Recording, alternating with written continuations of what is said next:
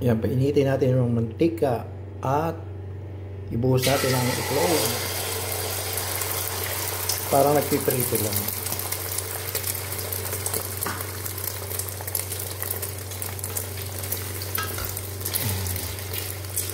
Parang nagpiprito lang. Ayan, pag ganyan, luto na siya. Yan isasawag natin sa pansit. Wala kasi kung manok. Itlog pa lang yung manok. Ayan. Ayan, dahil gutom na ako, pagsasabayin ko na itong sibuyas at bawang. Halu-haluin lang natin. Halu-haluin.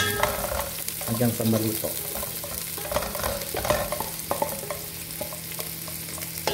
Isabay na natin itong 2 pirasong kamatis saka may sili. Nilagyan ko yan. Imbento lang lahat yan ng sili.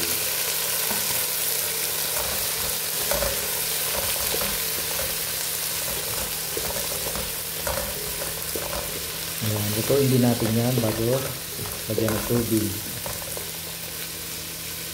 Yan, pag-timis lang natin, pakuluin. Yan ang aking sahog ng pansit. Walang manok, itlog lang yung isasahog ko dyan.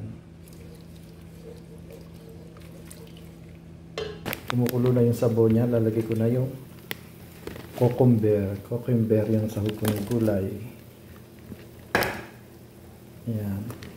Tapos isabay ko na ito, noodles.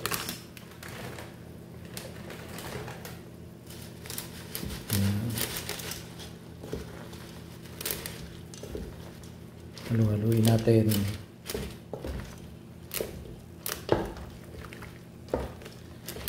Iba-iba yung sahog ko ng pansit canton.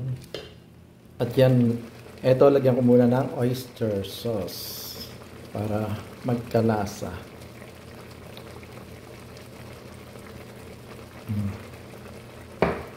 Haluin natin.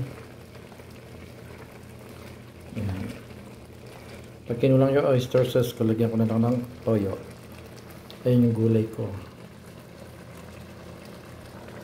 Yan, nilagyan ko na siya ng lettuce at repolyo. Yan lang kasi ang aking gulay dito. Lettuce at repolyo. Marami. Gusto ko maraming gulay. Yan, lalagay ko lahat yan.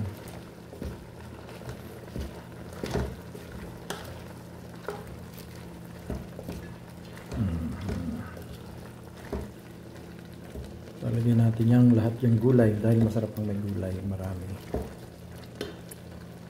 Ayan na nga, luto na siya. Ngayon magsasandok na ako.